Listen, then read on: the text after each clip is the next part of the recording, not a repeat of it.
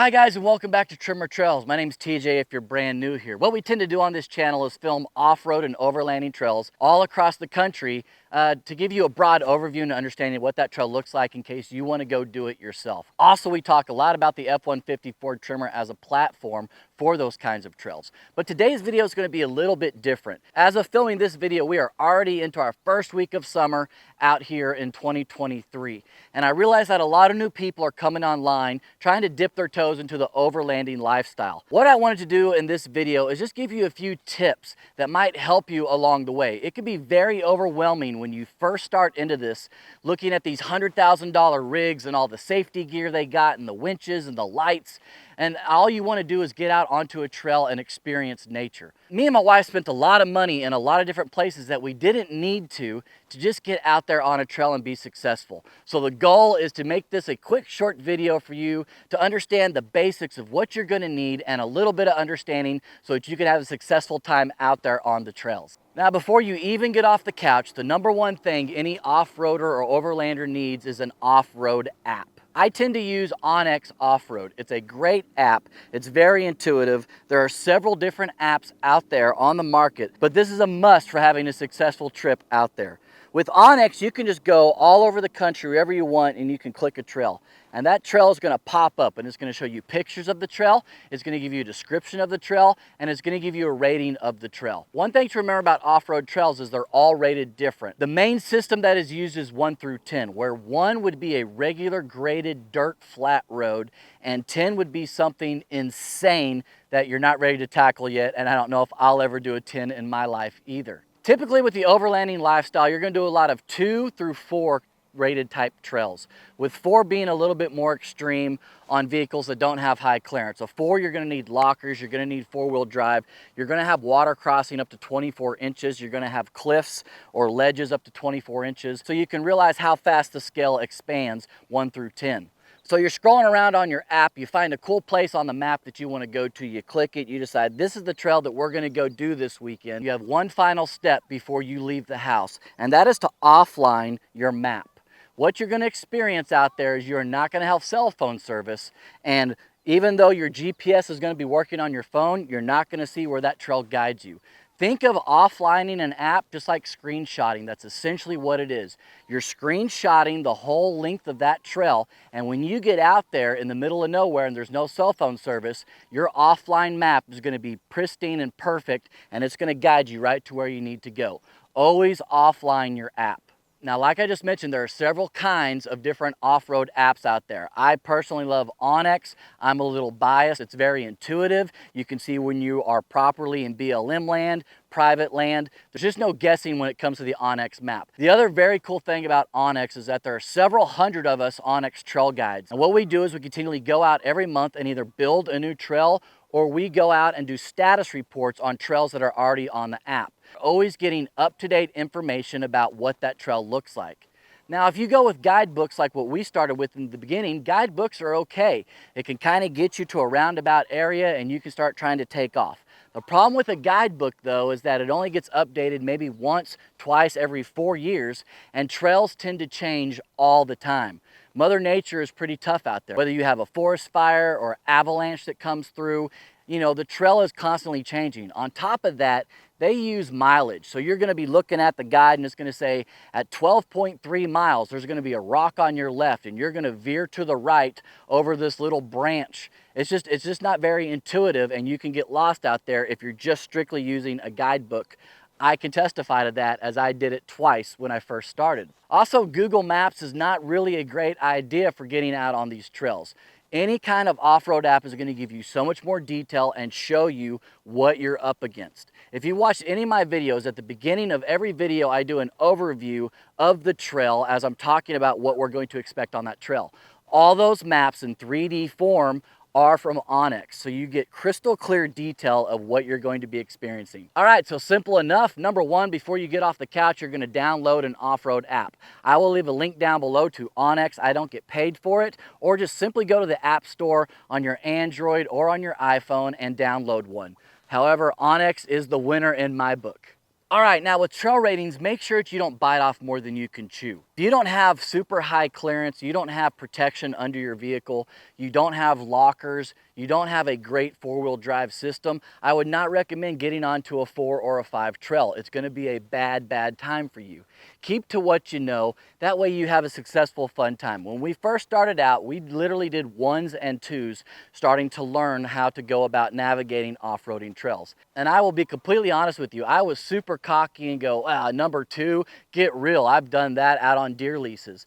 Number 2s do have little things that happen for you out on trails, and it's just because you don't have any seat time yet, and so you're not understanding exactly how to navigate certain things out there on a trail. Of course, a 2 to me today is nothing. It's pretty boring for me, but when I first started, a 2 did have a few different challenges, and I recommend starting easy, going out and having a successful time and not beating the crap out of your vehicle. You're gonna realize real quick that there is a steep curve from 3 to 5 that happens. And if you're on a trail that your vehicle is not prepared for, it's gonna be a bad time. So please just try not to be super cocky about your ratings. There's nothing wrong with going out and doing a bunch of 1, 2, and 3s when you first start. All right, so you got your map offline. Do you know where you're gonna go? Now you gotta figure out how you're gonna eat. Obviously, I'm not going to get into all the technicals about what sleeping bag you want to bring or pillow. We all know how to do that, and we all know what we want to put in our cooler. All I want to talk about really fast is coolers versus refrigerators. When we first started out, I have a boat, and so I had all kinds of coolers floating around.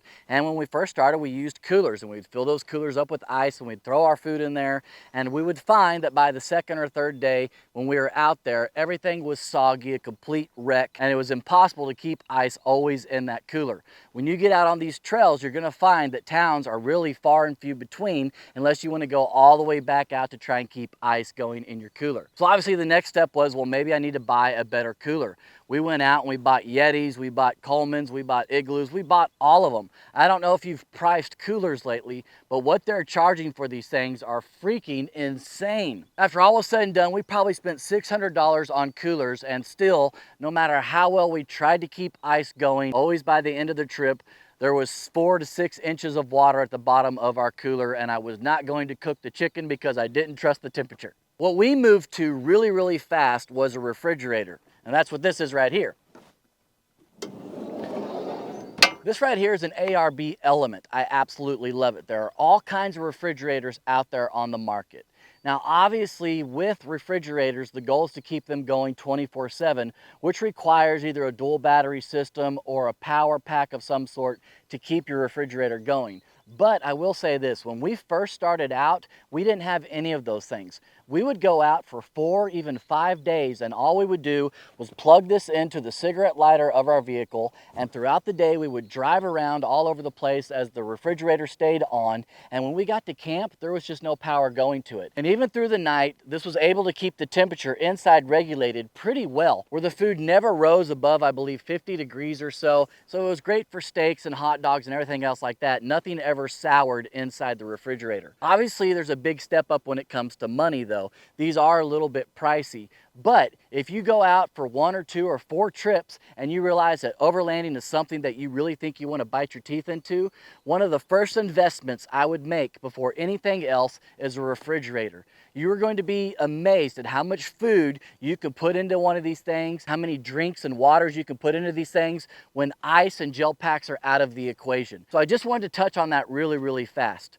If I could do it all over again, the first thing I would have purchased before anything else would have been a refrigerator. Okay, so you got your food ready, you got your offline map going. One thing you need to figure out next is how you're going to sleep at night. You could just simply sleep under the stars. If you have a pickup truck, you could just roll out a bed sheet in the back of your truck and sleep if you wanted. The thing I want to hit on here is that there is no right or wrong way to go out and spend the night. Everybody knows what a tent is. You can simply put up a 2-man tent if you want. You know what kind of sleeping bag you want and the weather. I'm not going to get into all that crazy detail. It's pretty self-explanatory. What I do want to hit on though is that buying a rooftop tent or a camper shell tent is going to be a large investment. And if there's something that you're not sure you're going to want to do yet, don't bother with it. When we first started, we did a little pop-up tent that went in the back of our truck. And then we bought an air mattress that went inside of the truck bed. And I can promise you that I slept better in the back of this truck than I even did in my own bed in my house. We absolutely loved it when we first started out. We probably used that little pop-up tent probably 20 nights in a row before we stepped up to a rooftop tent. There are all kinds of manufacturers out there that make all kinds of awesome mattresses that are super easy to inflate, super easy to roll up. Just make sure that you're comfortable out there and make sure that you have what you need for the elements that you're going to be in. Pretty self-explanatory. Getting to a rooftop tent or an alu-cab or something like that is going to go from $2,000 to $30,000 just for a place to sleep. So I guess what I'm recommending is before you bite off a big chunk of money to go get something, make sure that you enjoy sleeping out there on the trails before you start stepping up into better and bigger things. Trust me, if you start getting addicted to overlanding, there's always going to be something to buy that's going to continue to make your journeys even better. But in the beginning, nobody's going to give a crud about what you're sleeping in on a trail. Nobody's going to walk around and go, oh, these guys are in a two-man tent on the ground. We don't care. We just want you to be comfortable. Make sure you're comfortable out there where you're sleeping. All right, so everything's loaded up, you know where you're going, and you head out to the trailhead. The next thing you need to be concerned about is tires. And I had a hard time really researching and understanding this, even on YouTube. There's all kinds of videos out there, but I think that everybody makes it too complicated. Essentially, what you need to do as soon as your vehicle hits dirt is air down your tires. Now, I know that can be a little bit intimidating for some people, even myself when I first started with this, but let me tell you, if you know how to use a screwdriver, you can easily take a valve stem out of your tire. The reason that we air down tires on off-road trails is really simple. A, it doesn't abuse the tires as much, and B, the ride is incredibly better. C, you're gonna have more grip when you're out there. If you're brand new to overlanding and you have a significant other that may be a little bit leery, they wanna try it but they're not sure, the worst thing you can do is get out onto a trail running your tires at highway pressures. Not only is the wheel going to be jerking out of your hand, but I guarantee you're not going to have a fun, smooth ride going down boulders. To make it as simple and easy as possible, what I would recommend starting out with is half. If your tire pressure is 42 at highway, cut it all the way down to 22 and start there. Ideally, what I run on my particular vehicle is I run anywhere from 20 to 25 PSI, usually leaning way more towards 20. Now, if you're in deep sand or you're on the beach, you want to take those tires even lower. We're talking 5 PSI, 10 PSI to try and give you as much traction so that you don't get stuck. That's why you see vehicles every summer out on beaches stuck somewhere, because their tire pressures are completely full and there's not enough grip for those tires to get moving. Of course, they're also in two-wheel drives, but that's a whole other video. But I will be 100% honest, even I was nervous taking a valve stem out of a tire my first time. But it is super simple. There are several different gadgets out there that will help you with this. This is what I first started on, and it's just a grit tire gauge. What it does, it has a clutch right here that screws onto the tire, and then right here, you would counterclockwise and pull out your valve stem. Air would come out, air would stop, and you wouldn't have to worry about losing your valve stem. This was a great way for me to start learning about valve stems. Now I don't even bother with this. I literally use this little tool right here, unscrew my valve stem, let the air out, get it to the pressure I want, screw my valve stem back in. It seems like a little bit of a hassle, but it's not. Trust me, it is worth it. As soon as I get onto any trail, my tires immediately get aired down, and they stayed aired down until I get back to concrete, period. I would recommend before you get out on the trailhead to do it in your driveway a couple times. Learn how the mechanism works, learn how the valve stem backs out, and after you've done it once or twice, you're not going to be fearful anymore of removing a valve stem out there in the middle of a trail. I'm not embarrassed to admit that when I started, I was scared to take a valve stem out of my tire because I was scared I'd lose the valve stem or I'd have a flat somewhere in the middle of nowhere, and then what was I going to do? It is a simple, easy procedure. Just get familiar with it and life will be grand for you when you're out there on trails. So now that you've aired down your tires and you're out on the trails, one thing that you are going to have to invest in is going to be an air pump.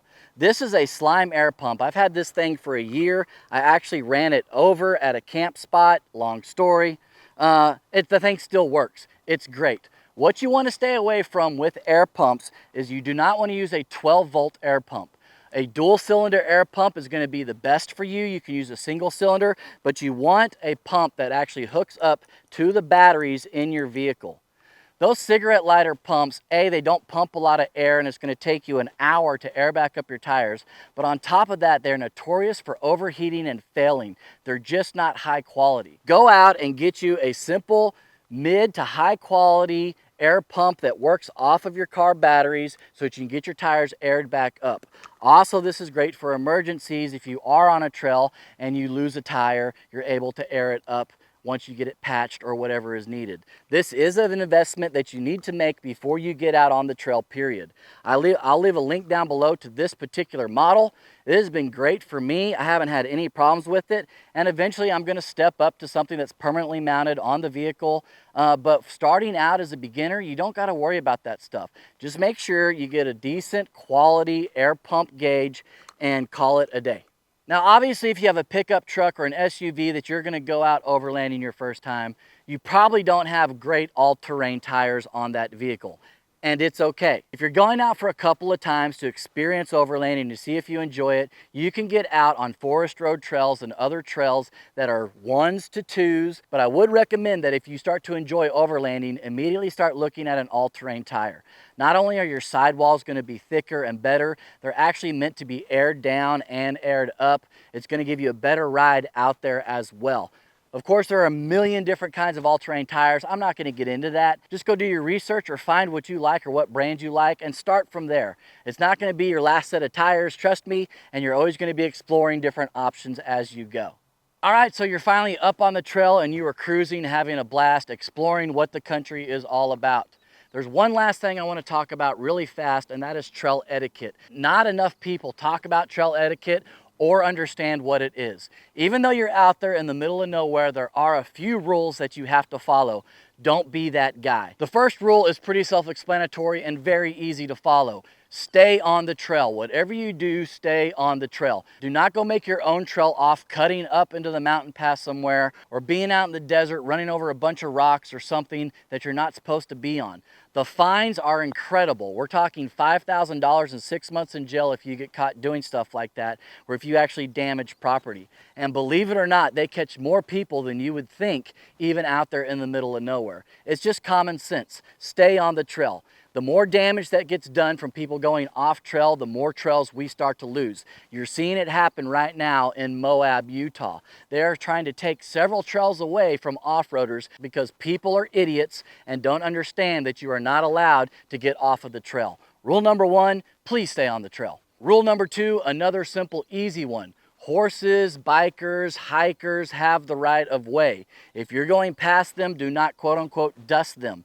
The goal is to keep your speed down when you are off-roading. Unless you're somewhere crazy like the Baja jumping sand dunes, you want to keep a low speed anytime you are out on trails. Not only does that help not beating up your vehicle, but you're not dusting everything out there on God's green earth. Number 3, one that I run into all the time and people still are confused about it.